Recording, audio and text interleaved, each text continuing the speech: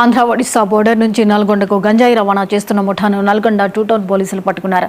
పట్టుబడిన 5 నుండి 3 లక్షల విలువ చేసే 5 కిలోల గంజాయి, 2 పల్సర్ బైక్లు, 5 మొబైల్ ఫోన్లను స్వాధీనం చేసుకున్నట్లు అతను ఎస్పీ రమేష్ చెప్పారు. ఒడిశా బోర్డర్ గ్రామాల్లో 3,000కు కొనుగోలు చేసి నల్గొండలో 10 నుంచి 12,000కు అమ్ముతున్నట్లు పోలీసుల విచారణలో తేలింది.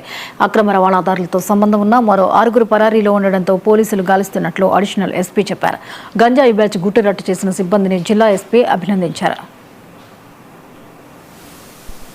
గౌరవ ఎస్పీ శరత్చంద్ర పవార్ గారు వచ్చిన 2 సంవత్సరాల నుంచి కూడా గంజాయి తాగటం కానీ, ట్రాన్స్పోర్ట్ చేయడం కానీ, స్మగ్లింగ్ చేయడం కానీ వాటి మీద ఉక్కుపాదం మోపారు.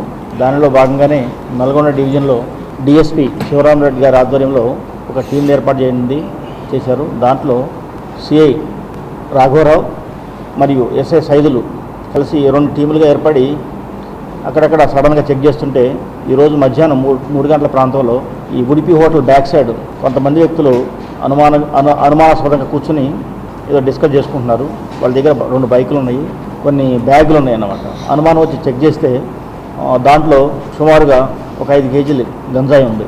వాళ్ళని తీసుకొచ్చి ఎంక్వైరీ చేస్తే వీళ్ళ పేర్లు ఏంటంటే కోరేపల్లి అభినవ్ 19 సంవత్సరాలు, సింగపంగ రాకేష్, మల్లె మోహన్ కృష్ణ, ధరావత్ రాజేష్, బత్తుల శివసాయి. వీళ్ళందరూ కూడా 19, 20, 21 వయసు గల కుర్రాళ్ళు. వీళ్ళంతా చదువు సగంలో మానేసి 8th, 10th, ఇంటర్ లోపల మానేసేసి వాళ్ళ వృత్తులు చేసుకుంటూ చెడు వ్యసనాలకు బానిసై వీళ్ళు గంజాయి తాగటం అలవాటు చేసుకున్నారు. ఈ గంజాయి తాగే అలవాటులో భాగంగా వాళ్ళ ఖర్చులు సరిపోక గంజాయి తీసుకొచ్చి అమ్మితే ఎట్లా ఉంటుందని ప్లాన్లో వీళ్ళు అప్పుడప్పుడు మన నల్గొండ జిల్లాకు వచ్చే 2 వ్యక్తులు, ఈ మల్లె మోహన్ కృష్ణ మరియు అతని ఫ్రెండ్ ధరావత్ అన్నమాట. వీళ్ళిద్దరు కొత్తగూడెం వాళ్ళు వాళ్ళ బంధువుల ఇంటికి వస్తారు. ఇక్కడికి వచ్చే క్రమంలో వీళ్ళందరూ కూడా పరిచయాలు అవుతారు. గౌరవ ఎస్పీ శరత్చంద్ర పవార్ గారు వచ్చిన 2 సంవత్సరాల నుంచి కూడా గంజాయి తాగటం కానీ, ట్రాన్స్పోర్ట్ చేయడం కానీ, స్మగ్లింగ్ చేయడం కానీ వాటి మీద ఉక్కుపాదం మోపారు.